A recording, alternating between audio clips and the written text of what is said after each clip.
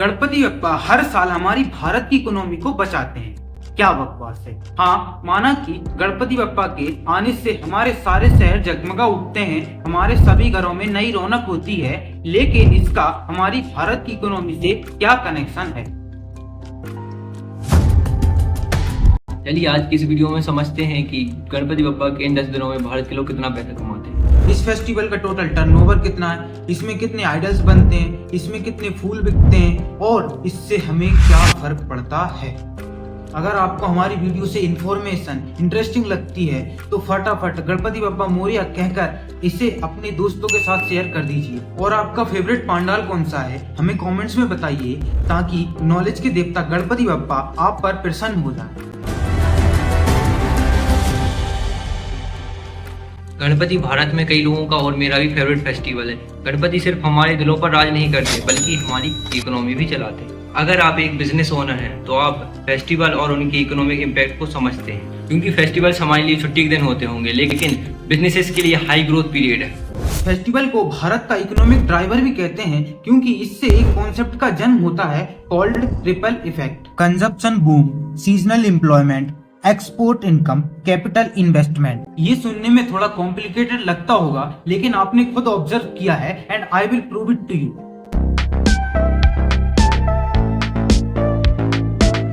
Ganpati Bappa is the god of prosperity. उनकी शक्ति के दर्शन गणेश फेस्टिवल के दौरान इकोनॉमिक एक्टिविटी के रूप में होते हैं। आपको सुनकर विश्वास नहीं होगा कि मुंबई जैसे एक शहर में 1 लाख करोड़ का टर्नओवर होता है। आईपीएल भारत का सबसे बड़ा स्पोर्टिंग इवेंट है और इसके दौरान एड और स्पॉन्सरशिप से 15,000 करोड़ का बिजनेस होता है। 15,000 करोड़ फॉर आईपीएल जो कि 2 महीने चलता है, और 1 लाख करोड़ फॉर गणपति। अचानक से ट्रेडिशनल कपड़ों की डिमांड बढ़ती है, फिर वो साड़ी हो या कुर्ता। लोग सज धज कर नए कपड़ों के साथ साथ नए गहने लेकर अपने परिवारजनों से मिलते हैं, और किसी के घर जाते समय खाली हाथ थोड़ी ना जा सकते। सिर्फ 3 इंडस्ट्रीज टेक्सटाइल, ज्वेलरीज और स्वीट्स की बात करें तो टेक्सटाइल सेल्स में 30%, ज्वेलरीज में 25% और मिठाइयों में तो 40% बढ़त भारत में देखने को मिलती है। और मिठाइयाँ सिर्फ हम भक्तजन नहीं, गणपति बप्पा भी तो पसंद करते हैं। मोदक का मेन इंग्रेडिएंट होता है नारियल, और पुणे के एक शहर का डेटा देखें तो इन 10 दिनों में पुणे के एक शहर में 35 लाख नारियल की सेल होती है। और डिमांड ज्यादा होती है तो प्राइजेस भी बढ़ते हैं। पुणे से चलते हैं एक और शहर नासिक। ये है नासिक का पंचवटी फूल मार्केट। यहाँ पे एक नॉर्मल दिन में 20 टन फूल बिकते हैं, और यह एक नॉर्मल दिन की बात है, कोई उत्सव की नहीं। गणपति के दौरान मेरीगोल्ड, सेवंती, पारिजात, जैस्मिन और बप्पा के फेवरेट हिबिस्कस के सेल डबल हो जाते हैं। यानी थोड़ा मैथ करें तो नासिक के एक शहर में इन 10 दिनों में 200 राइनोस जितने वजन के फूल बिकते हैं। सोचिए, इस एक छोटी सी एक्टिविटी से ना जाने कितने फ्लावर सेलर्स के घर चलते होंगे। और ये था रिपल इफेक्ट का पहला मुद्दा, कंजप्शन बूम। आगे बढ़ते देश के अनेक कारखानों में बप्पा की मूर्तियां बनती है। कई कलाकार अपने हाथों से मूर्तियां बनाते हैं, और भारत देश में हर साल 20 करोड़ आइडल्स का सेल होता है। इसे कहते हैं सीजनल एम्प्लॉयमेंट। इसका भारत की इकोनॉमी में बहुत बड़ा रोल है।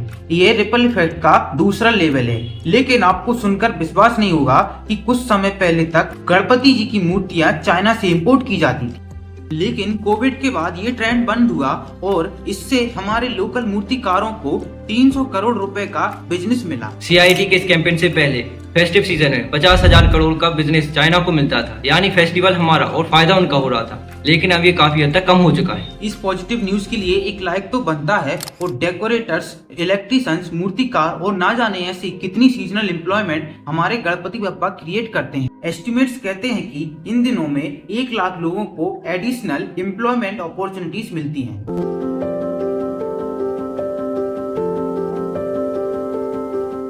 आज भारत का एक बड़ा पॉपुलेशन भारत से बाहर सेटल हो चुका है।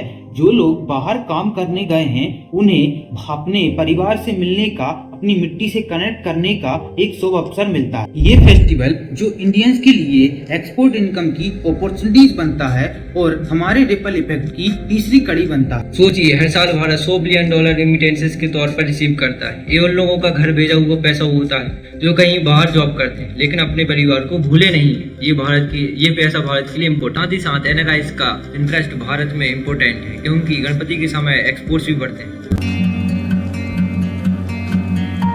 यूके, यूएस और ऑस्ट्रेलिया जैसे देशों में मूर्तियों से लेकर देसी मिठाइयाँ और नमकीन भी एक्सपोर्ट होता है। डिड यू नो भारत दुनिया का लार्जेस्ट नमकीन एक्सपोर्टर है। चाइना और Spain second and third number पर आते हैं।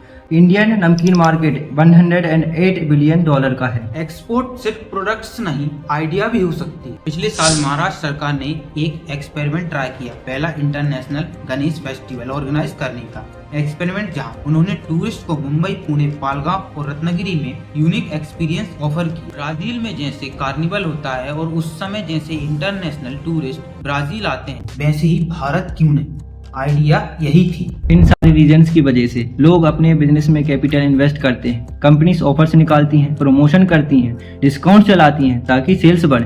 दुकानदारों की बिक्री डबल हो जाती है। यहाँ तक लोग गाड़ियाँ और नए घर खरीदने के लिए यह शुभ मुहूर्त मानते हैं। भारत में लोग ऑस्पिशियस बाइंग में विश्वास रखते हैं, यानी मार्केट में रेट कुछ भी हो, अगर अच्छे दिन पर कुछ खरीदा तो सब अच्छा ही होगा। रियल एस्टेट कंपनी खरीदारों के लिए ऑफर्स लाती हैं और लोग हाउसिंग लोन लेते हैं, तो बैंकिंग सेक्टर में लोन्स की डिमांड बढ़ती है। इकोनॉमिक टाइम्स के according Ganesh festival auto industries के लिए एक बुल रन से कम नहीं। ये डेटा देखिए, पिछले साल इन 10 दिनों में 1,24,000 फोर व्हीलर्स और 4,67,000 टू व्हीलर्स बिकी। लेकिन सिर्फ पैसा कमाना इम्पोर्टेंट नहीं है, उस पैसे का होता क्या है वो भी इम्पोर्टेंट है। और इस रिपल इफेक्ट को कुछ स्पेशल बनाता है, तो वो है द आर्ट ऑफ गिविंग।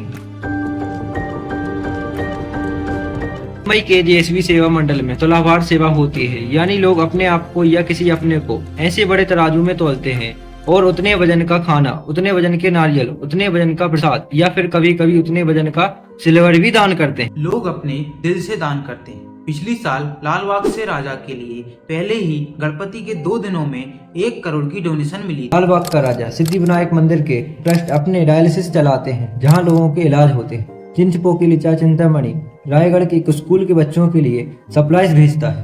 यानी छोटे बड़े पैमाने पर हर एक्टिविटी एक इकोनॉमिक इम्पैक्ट बनाती है।